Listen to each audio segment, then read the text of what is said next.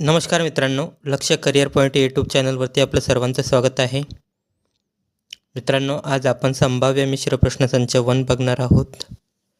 मित्रांनो, आपण जर आपल्या या यूट्यूब चॅनलवरती नवीन असाल तर चॅनलला सबस्क्राईब करून घ्या, जेणेकरून आपल्याला असेच नवनवीन व्हिडिओ पाहायला मिळतील. तर मित्रांनो, सुरुवात करू पहिल्या प्रश्नापासून.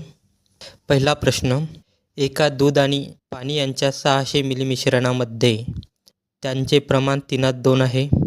जर त्यांचे प्रमाण 6:5 होण्यासाठी त्यामध्ये किती मिली पाणी टाकावे लागेल? पहा मित्रांनो, दूध आणि पाणी यांच्या 600 मिली मिश्रणामध्ये त्यांचे प्रमाण आहे 3:2. जर त्यांचे प्रमाण 6:5 होण्यासाठी त्यामध्ये किती मिली पाणी टाकावे लागेल? आपल्याला या ठिकाणी विचारलेलं आहे की प्रमाण 6:5 होण्यासाठी त्यामध्ये किती मिली पाणी टाकावे लागेल. पहा, पाणी टाकावे लागेल. ज्या वेळेस पाणी टाकावे असे विचारलेले आहे त्यावेळेस पाण्याच्या प्रमाणाचा विचार न करता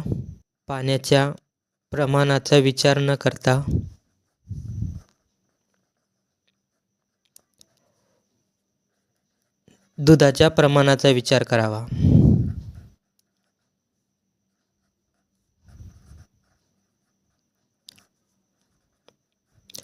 पहा मित्रांनो, पाणी टाकावे म्हणजे पाण्याच्या प्रमाणाचा विचार न करता दुधाच्या प्रमाणाचा विचार करायचा. पहा, सुरुवातीला जे मिश्रण आहे त्यामध्ये दुधाचे प्रमाण आहे 3 आणि एकूण मिश्रण आहे 3+2. 3+2 बरोबर. नंतर जे मिश्रण आहे त्यामध्ये दुधाचे प्रमाण आहे 6 आणि प्रमाण आहे एकूण 6+5. पहा मित्रांनो, 3/3+2 5 बरोबर 6. 6+5 11. मित्रांनो, बरोबर चिन्हाला भागाकार मानायचा आणि दोन्ही अपूर्णांकांचा भागाकार करताना पहा, दोन्ही अपूर्णांकांचा भागाकार करायचा आहे त्यावेळेस गुणाकार घ्यायचा आणि हा अपूर्णांक उलट करून घ्यायचा. पहा मित्रांनो, आता भाग देऊ. 3×1 = 3, 3×2 = 6.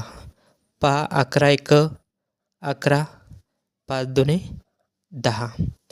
मित्रांनो, 11/10 हे प्रमाण कशाचे निघाले? दुधाचे निघाले. 11/10 हे प्रमाण दुधाचे निघाले.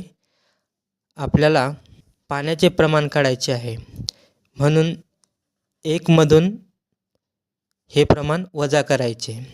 1 म्हणजे संपूर्ण मिश्रण. या संपूर्ण मिश्रणातून आपण दुधाचे प्रमाण वजा केले तर आपल्याला पाण्याचे प्रमाण मिळेल. पहा, 10 × 1 करायचा. 10 × 1 10. 10 मधून 11 गेले 1. 1/10 हे निघाले पाण्याचे प्रमाण. पहा, म्हणून या पाण्याच्या प्रमाणाला एकूण मिश्रणाने गुणायचे. एकूण मिश्रण आहे 600. तर मित्रांनो, भाग देऊ. खाली 0 कट, वरी 0 कट. तर त्या मिश्रणामध्ये किती मिली पाणी टाकावं लागेल? 60 मिली. तर पर्याय क्रमांक 1 हे आपलं उत्तर आहे. तर मित्रांनो, अशा पद्धतीने हा प्रश्न सोडवायचा आहे. पुढचा प्रश्न पाहू. दुसरा प्रश्न, पिशवीत फक्त एक रंगी असलेले 4 भिन्न रंगाचे चेंडू आहेत. नेमके 12 वगळून सर्व चेंडू निळे आहेत. नेमके 21 वगळून सर्व चेंडू पिवळे आहेत. नेमके 20 वगळून सर्व चेंडू लाल आहेत. आणि नेमके 19 वगळून सर्व चेंडू हिरवे आहेत. तर पिशवीत किती चेंडू आहेत? आपल्याला एकूण चेंडू काढायचे आहेत. तर मित्रांनो, एकूण चेंडू आपण x मानू. एकूण चेंडू x मानू. पहा मित्रांनो, निळ्या रंगाचे चेंडू आहेत.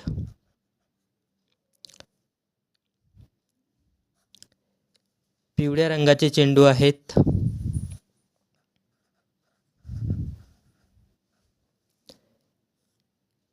लाल रंगाचे चेंडू आहेत आणि हिरव्या रंगाचे चेंडू आहेत. एकूण चेंडू एक्स आहेत. त्यामधून 12 चेंडू वगळले म्हणजे निळे चेंडू राहतील. एकूण चेंडू आहे एक्स. त्यामधून 12 चेंडू वगळले तर सर्व चेंडू निळे आहेत. पहा, सर्व चेंडूमधून 21 चेंडू वगळले म्हणजे सर्व चेंडू पिवळे राहतील. पहा, एकूण चेंडूमधून 20 चेंडू काढून टाकले तर सर्व चेंडू लाल राहतील आणि सर्व चेंडूमधून 19 चेंडू काढून टाकले तर सर्व चेंडू हिरवे राहतील. अशा पद्धतीने आपल्याला माहिती दिलेली आहे. पहा मित्रांनो, ह्या सर्व चेंडूंची बेरीज किती आहे? एक्स आहे. पहा,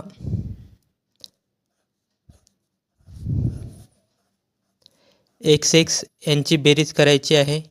एक्स किती आहे? 4x आहे.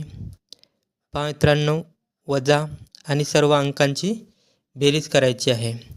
पहा, 9 0 9 1 10 10 2 12. हातचा आला 1. पहा, 1 2 3 4 5 6 6 आणि 1 7. तर सर्व अंकांची बेरीज झाली 72. बरोबर एकूण चेंडू किती आहे? एक्स आहे. पहा, एक्स एका बाजूला वजाबाकीत येतील. 4x वजा x बरोबर 72. पहा मित्रांनो, 4मधून x वजा केला तर किती उरतील? 3x बरोबर 72. आता 3ने 72ला भाग देऊ. 24 त्रिक 72 होतात. तर मित्रांनो, आपल्याला एकूण चेंडू मिळाले 24. तर अशा पद्धतीने हा प्रश्न सोडवायचा आहे. तर पर्याय क्रमांक 1 हे आपलं उत्तर आहे. तर मित्रांनो, पुढचा प्रश्न पाहू. तिसरा प्रश्न. एक भक्त मंदिरात दर्शनाला गेला. त्याने प्रत्येक पायरीवर पायरीच्या क्रमांका एवढी फुले ठेवली. देवाला 9 फुले वाहिली तेव्हा त्याच्याकडे 17 फुले शिल्लक राहिली. जर मंदिरात 24 पायऱ्या असतील तर त्या भक्ताजवळ किती फुले होती? पहा मित्रांनो, पायऱ्या किती आहेत? 24 पायऱ्या आहेत. तो भक्त मंदिरात दर्शनाला गेला तेव्हा तो प्रत्येक पायरीवर पायरीच्या क्रमांका एवढी फुले ठेवतो. पहा, पहिल्या पायरीवर तो 1 फूल ठेवेल. दुसऱ्या पायरीवर 2 फुले ठेवेल. तिसऱ्या पायरीवर 3 फुले ठेवेल. चौथ्या पायरीवर 4 फुले ठेवेल. अशा पद्धतीने तो 24व्या पायरीवर 24 फुले ठेवेल. तर मित्रांनो, तो अजून देवाला किती फुले वाहतो? 9 फुले वाहतो आणि त्याच्याकडे शिल्लक किती फुले राहतात? 17 फुले. अशा पद्धतीने आपल्याला माहिती दिलेली आहे. पहा मित्रांनो, 1 ते 24 अंकांची बेरीज या ठिकाणी करायची आहे. तर त्याचं सूत्र आहे n गुणिला n अधिक 1 भागेला 2. या पद्धतीने आपण नैसर्गिक अंकांची बेरीज काढू शकतो. पहा, n म्हणजे शेवटची संख्या किती आहे? 24 गुणिला n अधिक 1 म्हणजे 25 भागेला 2. तर भाग देऊ. बे एक बे 24च्या निम्मे 12. तर मित्रांनो, 25 गुणिला 12 करू. 12 पंचे 60. हातचे आले 6. 12 2 24. 24 आणि 6 30. तर 1 ते 24 अंकांची बेरीज निघाली 300. पहा, तो प्रत्येक पायरीवर 300 फुले ठेवतो आणि नंतर 9 फुले देवाला वाहतो आणि तरीही त्याच्याकडे शिल्लक फुले किती राहतात? 17 फुले. तर या सर्व अंकांची आपल्याला बेरीज करायची आहे. सर्व अंकांची बेरीज करू.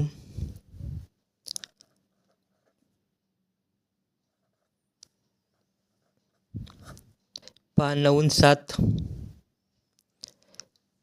7 आणि 7 14 आणि 2 16, आजचा आला 1, हे 2 राहिले 3, म्हणजे 326 या अंकांची बेरीज होईल. तर मित्रांनो, त्या भक्ताजवळ किती फुले होती? 326 फुले होती. तर मित्रांनो, अशा पद्धतीने हा प्रश्न सोडवायचा आहे. पुढचा प्रश्न पाहू. चौथा प्रश्न. एका अपूर्णांकाच्या संख्येच्या अंशाला 2ने गुणले व छेद 2ने वाढवला तर तो अपूर्णांक 6/7 होतो. त्याऐवजी छेदाला 2ने गुणले व अंश 2ने वाढवला तर तो अपूर्णांक 1/2 होतो. तर तो अपूर्णांक कोणता? मित्रांनो, अशा टाईपचे प्रश्न पर्यायाद्वारे सोडवावे लागतात. पहा, पहिला पर्याय घेऊ. 3/4. पहा काय सांगितले आहे की अंशाला 2ने गुणले. तर ह्या अंशाला 2ने गुणा, छेद 2ने वाढवा. 4 अधिक 2. पहा 3 दुणे 6, 4 आणि 2 6. पहा मित्रांनो, तो अपूर्णांक 6/7 आला का? नाही. त्यामुळे हा पर्याय चुकीचा ठरला. पहा दुसरा पर्याय पहा. 2/3. पहा अंशाला कितीने गुणले? 2ने गुणले. 2 गुणिला 2. तर छेद कितीने वाढवला? 2ने वाढवला. छेद 2ने वाढवला. पहा 2 दुणे 4, 3 आणि 2 5. पहा मित्रांनो, तो अपूर्णांक 6/7 आला का? नाही. त्यामुळे हा पर्यायसुद्धा चुकीचा आहे. तिसरा पर्याय निवडू. 3/5. पहा 3ला 2ने गुणायचे, छेद 2ने वाढवायचा. पहा 3 दुणे 6, 5 आणि 2 7. पहा मित्रांनो, तो अपूर्णांक 6/7 आला, म्हणून हा पर्याय क्रमांक 3 बरोबर आहे. तर पर्याय क्रमांक 3 हे आपलं उत्तर आहे. 3/5. तो अपूर्णांक आहे 3/5. मित्रांनो, पर्यायाद्वारे हा प्रश्न सोडवायचा आहे. तर मित्रांनो, पुढचा प्रश्न पाहू. पाचवा प्रश्न. 60 मीटर लांब, 40 मीटर रुंद व 5 मीटर खोल अशा खड्ड्यातील काढलेली माती 1 किमी लांब व 24 मीटर रुंद रस्त्यावर पसरली तर किती जाडीचा मातीचा थर तयार होईल? पहा मित्रांनो, रस्त्याचे घनफळ व खड्ड्याचे घनफळ यावरून हा प्रश्न आपल्याला सोडवायचा आहे. पहा, रस्त्याचे घनफळ घ्यायचे बरोबर खड्ड्याचे घनफळ घ्यायचे.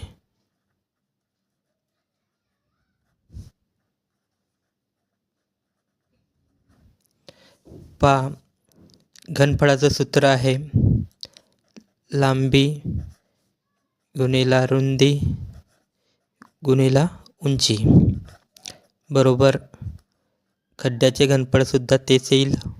लांबी गुणिला रुंदी गुणिला उंची. पहा, लांबी किती आहे? 60 मीटर गुणिला रुंदी आहे 40 मीटर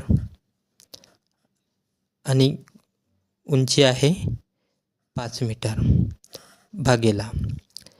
तर खड्ड्याचे घनफळ काढताना लांबी किती आहे? 1 किमी. 1 किमीचे मीटरमध्ये रूपांतर करून घ्यायचे. 1000 मीटर गुणिला 24 मीटर. अशा पद्धतीने मांडणी करायची मित्रांनो. आता भाग देऊ. पहा, वरील 2 शून्य कट, खालील 2 शून्य कट. 5 1 5, 5 दुणे 10. पहा मित्रांनो, 6 एक 6, 6 चौक 24, 4 एक 4. तर 1/2 1/2 मीटर म्हणजे 50 सेमी. पहा मित्रांनो, 50 सेमी हे उत्तर आपले निघाले. तर पर्याय क्रमांक 1 हे आपलं उत्तर आहे. अशा पद्धतीने मित्रांनो हे प्रश्न सोडवायचे आहे. मित्रांनो, व्हिडिओ आवडला असेल तर व्हिडिओला लाईक आणि शेअर करा. धन्यवाद मित्रांनो.